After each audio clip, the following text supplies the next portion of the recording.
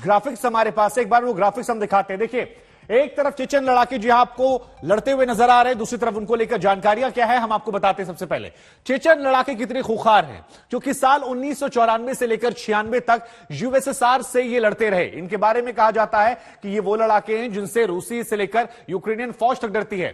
1999 से लेकर 2014 तक रूस से लगातार इन्होंने जंग की। अपनी भयानक क्रूरता के लिए पूरी दुनिया में ये चेचन लड़ाके कुख्यात हैं।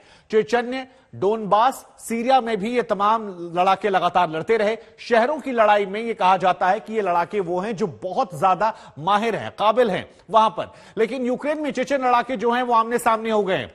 कादिरोव की चेचन सेना जो है वो पुतिन समर्थक चेचन्या के लड़ाके हैं। वहीं यूक्रेनी चेचन्या लड़ाकों की बात की जाए तो बरसों पहले वो यूक्रेन पहुंचे थे और यहां पर वो टिके हुए हैं। कादिरोव की चेचन सेना जो है वो चेचेन राष्ट्रपति के हुक्म पर आए हैं। और यहां बात की जाए तो रूस से लड़ाई के दौरान यहां पर आए हैं यूक्रेनी सेना के पक्ष में। अब इनमें भी एक बंटवारा देखने को मिला है। कादिरोवत्सी के नाम से कुख्यात ये यहां पर है और अब यूक्रेन के साथ यूक्रेनी चेचन लड़ाके जो पहले रूस से लड़ते थे, जो यहां शिफ्ट हुए हैं, वो लड़ रहे हैं। रूसी नेशनल गार्ड्स के ये सदस्य भी हैं। उधर जेलेंस्की के हुक्म पर यहां लड़ाई लड़ने भी ये पहुंचे हैं। तो ये तस्वीर लगातार हम आपको दिखा रहे हैं चेचन लड़ाकों की। और इनके बारे में शुरुआत में सबसे पहले आज तक ने आपको जानकारी दी थी कि इनकी खूंखारता को लेकर यह माना जा रहा था कि जब इन्होंने प्रवेश किया उसके बाद आम लोगों का कत्लेआम बढ़ सकता है, क्योंकि यह माना जाता है कि इनके अंदर कोई रहम नाम की चीज नहीं होती है। बेरहम होते हैं, सामने जो आता है उसे खत्म करके अपने मकसद के लिए ये आगे बढ़ते आते हैं। और अब इन लड़ाकों की तस्वीरें भी निकलकर सामने आ रही हैं और इन लड़ाकों को लेकर तमाम तरह के दावे जो हैं वो भी लगातार किए जा रहे हैं। तो यूक्रेन में रॉकेट दागते चेचन के लड़ाके जो हैं वो नजर आए हैं और बड़े पैमाने पर यह कहा जा रहा है कि इनकी भर्ती की गई थी। शुरुआती दौर में जो जानकारियां निकलकर सामने आई थी कि रूसी फौज कम पड़ रही है, उसके बाद बड़ी संख्या में इनका डिप्लॉयमेंट हुआ था और उसी के बाद से लगातार आज तक ने आपको अपडेट किया था कि ये वो लड़ाके हैं जिनके आने के बाद कत्ल की संख्या, यहां पर इंसानियत के कत्ल की संख्या वो बढ़ती जाएगी।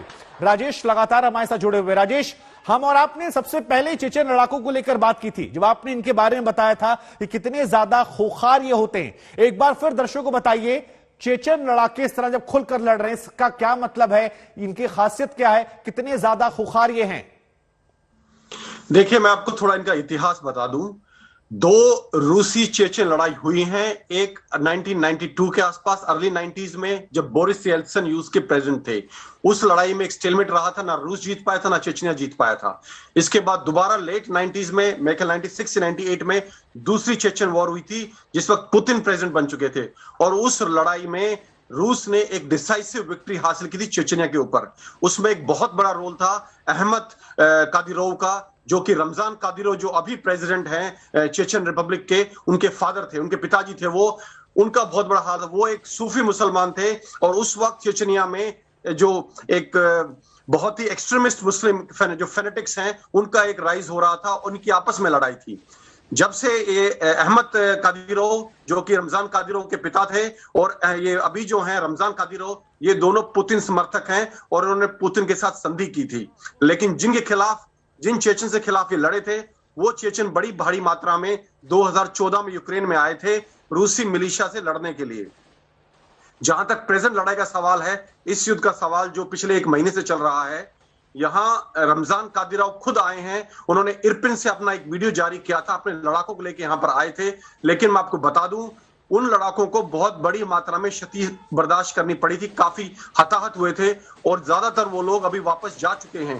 तो इस रोल में, इस लड़ाई में चेचन विद्रोहियों का रोल अब लगभग समाप्त हो चुका है या बहुत छोटा है, जिसकी कोई खास अहमियत नहीं है।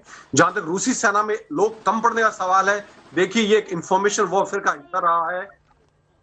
लगातार यूक्रेन बोल रहा है कि वो चेचन्स को लेके आ रहे हैं, फिर उन्होंने बोला कि वो इस्लामिक स्टेट के फाइटर्स को लेके आ रहे हैं रूस, फिर उन्होंने बोला कि रूस अभी सीरियन सोल्जर्स को लेके आ रहा है, और 3 दिन पहले यूक्रेनियन जनरल स्टाफ ने बोला कि रूस लीबियाई सैनिकों को लेके आ रहा है। मैं मानता हूं कि ये सारा जो है एक मिस इन्फॉर्मेशन या इंफॉर्मेशन वॉरफेयर का हिस्सा है। रूसी सेना 90% इस वक्त तक इंटैक्ट है और लड़ाई में डाली ही नहीं गई है। ये पेंटागन की रिपोर्ट है 2 दिन पुरानी। शुभांकर।